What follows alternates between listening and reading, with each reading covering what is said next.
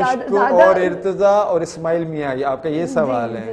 دیکھیں ارتضا کی love story ایک یوتھفل ٹائپ لو اسٹوری ہے کہ ایک لڑکا جو فرسٹ سائٹ لو میں انوالو ہوا، جو آپ نے دیکھا ہوگا کہ فرسٹ ٹائم لڑکی کے آنسو دیکھتا ہے اور چشمہ اتارتا ہے، اور فرسٹ سائٹ لو میں تو جب انسان کوئی فرسٹ سائٹ لو میں جاتا ہے تو وہ ڈریم میں زیادہ ہوتا ہے، اس کے خواب زیادہ ہوتے ہیں. وہ جب آپ نے دیکھا اس کا برتھ ڈے بھی وہ جب سیلیبریٹ کرتا ہے سمندر پہ، تو اس نے کتنی ڈریمی لائف ڈیولپ کی ہے. تو ظاہر ہے وہ ایک لو ان ایئر والی بات ہے، ٹھیک ہے.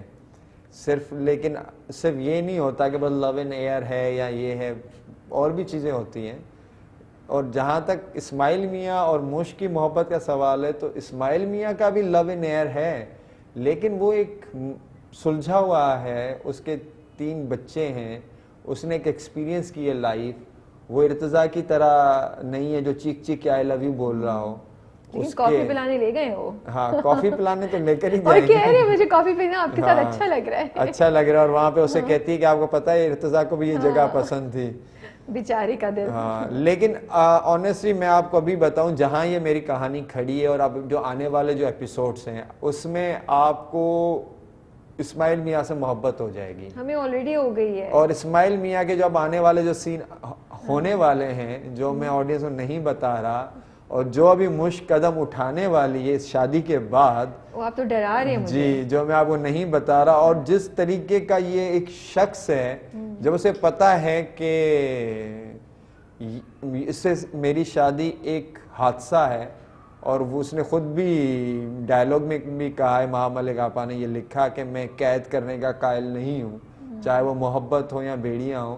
تو قید کرنے کا قائل بھی نہیں ہے وہ شخص، لیکن اس کو محبت بھی ہو گئی ہے، اور اس کا اظہار بھی نہیں کر پا رہا، لیکن وہ کرے گا بھی. لیکن اس کا بھی سٹائل آپ دیکھیے گا کس طریقے سے کرے گا. تو ابھی جو آنے والے جو ایپیسوڈز ہیں وہ آپ کو اپنی جگہ سے ہلنے نہیں دیں گے، کیونکہ ہر ایپیسوڈ میں کچھ نہ کچھ ہونے ہی والا ہے. آلریڈی ہلنے نہیں دے رہے، اور آپ لوگ ہمارے جذبات کے ساتھ کھیل رہے ہیں، کیونکہ وہ عین اس جگہ ختم ہوتا ہے جب ہم کہتے ہیں یار ابھی تو ہم نے اور دیکھنا تھا اور دیکھنا تھا، اور پھر ہم پورا ہفتہ ہمیں انتظار کرنا پڑتا ہے. یہی تو راز الفت ہے. آج اس انٹرویو میں ہم نے کاؤنٹ کرنا ہے کتنی بار ہم نے یہ لفظ یوز کیا. تو مجھے بتائیں، ایک رومر بھی ہم نے سنی ہے اڑتے اڑتے، اگر آپ اس کے بارے میں کچھ کہنا چاہیں، کہ آگے جا کے جو اسماعیل میاں کریں گے کچھ وہ کوئی ایک بالی ووڈ مووی ہے، اس سے تھوڑا سا شاید کانسیپٹ ملتا جلتا ہو، یا ایسا کچھ آپ کو لگا؟ نہیں ایسا کچھ بھی نہیں ہے. لوگ یہ سوچ رہے ہیں کہ وہ خود لے جا کے اس کو جا کے دے دے گا. نہیں ایسا، اتنے بھی نہیں ہے عظیم، ایسا بھی نہیں ہے اسماعیل میاں، ایسا نہیں ہے. اچھا، لیکن وہ کچھ ایسا ہوگا کہ آپ کو سرپرائز ملے گا. اوکے ٹھیک ہے جی، ہم اس سرپرائز کا ویٹ کریں گے. ہم بالکل آپ سے نہیں پوچھیں گے کہ وہ سرپرائز کیا ہے. تو یمنا کے ساتھ بیٹھ کے آپ نے کیا ڈسکشن کی، کیسے آپ لوگوں نے کیا کہ ہم مشک کو اس طریقے کا رکھنا چاہتے ہیں، کس طرح اس کے مینرزم، اس کی لکس، یہ سب ڈیسائیڈ ہوا؟ یہ پہلے ہم نے ایک ورکشاپ کی، لک اینڈ فیل کیا. ہم نے ایک اسکرپٹ ریڈنگ سیشن بھی کیا، ہم بیٹھے بھی، ہم کیریکٹر سائیکی پہ بھی بات کی، اور اس کے کیریکٹرز کی ٹرانسفارمیشن پہ بھی ہم نے بات کی، اور اس کے ریبلنس پہ بھی بات کی کہ تم جب وہاں پہ پہنچو گی تو وہاں کیسے ہوگا. اور میں اور چونکہ یمنا پہلے بھی ہم ایک بار پروجیکٹ میں کام کر چکے، یہ رہا دل، تو یہ ہمارا سیکنڈ تھا. تو یمنا کو بھی میرے ساتھ کام کرنا سیکنڈ میں زیادہ سمجھ بھی آ رہا تھا. ہوتا ہے آپ کو کبھی کبھار. تو اس بار ہم جو بھی سین کرنے جاتے تھے تو ہم واقعی بہت ہی ڈیپ ڈسکس کرتے تھے کہ یہ یہاں کیوں ہو رہا ہے، اس کا سب کانشیس کیا ہے، اس کی لاجک کیا ہے، اس سین کا سب ٹیکسٹ کے ایلیمنٹ کیا ہے، ہم ایسا کیوں کر رہے ہیں. تو یہ سارے سوالات کا جوابات حاصل کرنے کے بعد ہی ہم، اور سم ٹائم تو میں اس پہ یمنا کے ایموشنس پہ اتنا بلیو ہو گیا مجھے، اور مجھے کیا، وہ تو شی از اے فینٹیسٹک ایکٹریس ماشاءاللہ ہمارے ملک کی. تو یمنا نے خود بھی اس کیریکٹر کو بہت ہی ڈیپ جا کے انڈرسٹینڈ کیا، اور خود بھی بہت ہی دل سے یہ رول کیا ہے.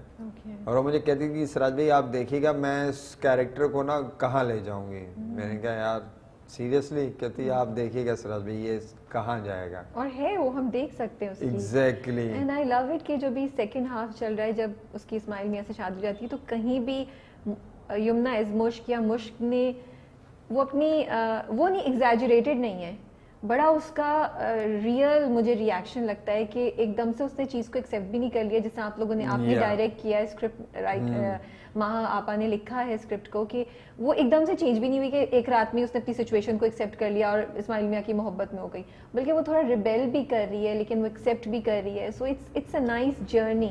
یس، یہی تو ایک انٹیلیجنٹ ایکٹر کی بات ہوتی ہے کہ وہ اپنے کیریکٹر کا آرک سمجھ کے کام کر رہا ہے کہ میں اس وقت کہاں اسٹینڈ آؤٹ ہوں، میرے پیچھے کہانی کہاں پہنچی ہے، اور میں اس وقت کیا ریپرزینٹ کر رہی ہوں، میرے ایموشنز اس وقت کیا ہونے چاہیے. کہ ایسا تھوڑی سی لٹل باریکی ہوتی ہے ایکسپریشن میں، آپ نے وہ کراس کی، آپ کہانی کا پورا مقصد، اس کا مطلب بھی بدل دیں گے. یہی وہ باریک لائن ہوتی ہے جس پہ آپ کو تھرو آؤٹ چلنا ہوتا ہے، اور اسی پہ ہی چلتے چلتے چلتے چلتے آپ اپنی منزل پہ پہنچ. صحبا کے سلسلے میں کیا تھا، کومل سے آپ کی کیا بات ہوئی، کیسے کیا کومل اور آپ کی ڈسکشن ہوئی کہ صحبا کیسی ہونی چاہیے؟ اس کی ڈریسنگ بڑی نوٹسبل ہے. دیٹ واز کومل کا انیشیٹو تھا یا یہ بھی آپ نہیں، کومل کو ہم نے پریزنٹیشن دی. جب بھی ہم کوئی بھی پروجیکٹ بناتے ہیں، ہر کیریکٹر کا ایک پریزنٹیشن بنتا ہے کہ اس کیریکٹر کی یہ لک اینڈ فیل ہے، ان کی یہ لک اینڈ فیل ہے. تو ہم نے ان کو پریزنٹیشن دی کہ یہ لک اینڈ فیل ہے، یہ ویسٹرن ہے. اور کومل خود بھی بہت سینسیبل ہے ڈریسنگ کے معاملے میں، اور ساری ڈریسنگ اس نے خود کی ہے. اور ہم نے اس کو پریزنٹیشن دی اور پھر اس نے کہا کہ آپ دیکھیں، میں خود کروں گی. اور نو ڈاؤٹ اس کو خود بھی فیشن کا، ٹرینڈز کا پتہ ہے سارا، کیونکہ اس نے آج کی ماڈرن اس لڑکی کو ریپرزینٹ کر رہی تھی. آپ نے دیکھا اسپورٹس کار میں وہ گھوم رہی ہے اور پارٹیز تھرو کر رہی ہے، کانفیڈنٹ ہے، اپنے ڈیسیژنز خود لے رہی ہے. کچھ چیزیں ہمیں ڈرامے میں لگتی تھیں، جیسے جب صحبا نے مشک کے فادر کو فون کے بتایا کہ بھائی وہ تو میرے ساتھ نہیں ہے، تو اب کوئی مشک کو نہیں بتا رہا کہ صحبا نے تمہارے ابا کو فون کے بتایا کہ صحبا از دا کلپریٹ. تو یہ ایسی چیزیں جب ہوتی ہیں تو وہ ہمیں ایک تھوڑا سا گیپ سا لگتا ہے ایز آڈینسز. تو وہ اس کا کیا مقصد ہوتا ہے؟ اس کو کسی بہتر طریقے سے، کسی اور طریقے سے نہیں ڈیل کیا جا سکتا تھا؟ یا اگر اس کو اس وقت ایک دو ذکر ہو جاتا یا کوئی اور طریقہ ہوتا کہ مس ہو گیا مجھ سے یہ بات، ان چیزوں کو کیسے کر سکتے ہیں ہینڈل؟ نہیں، اس چیز کو آگے ہینڈل بھی کیا. یہ شاید آپ کو تو وہ ایک سین میں آیا تھا کہ وہ صحبا اسے کہتی ہے کہ اس کی بہن نے بتایا ہوگا، کیونکہ وہ مجھے پسند نہیں کرتی.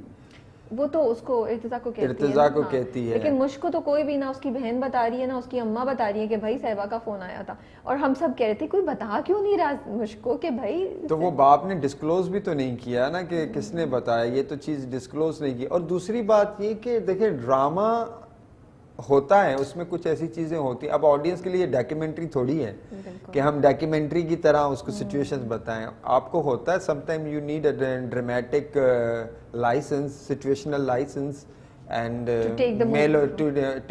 sometime you need a melodrama, sometime you need a situational based drama, sometime you need نہیں مجھے ابھی ہک پوائنٹ چاہیے.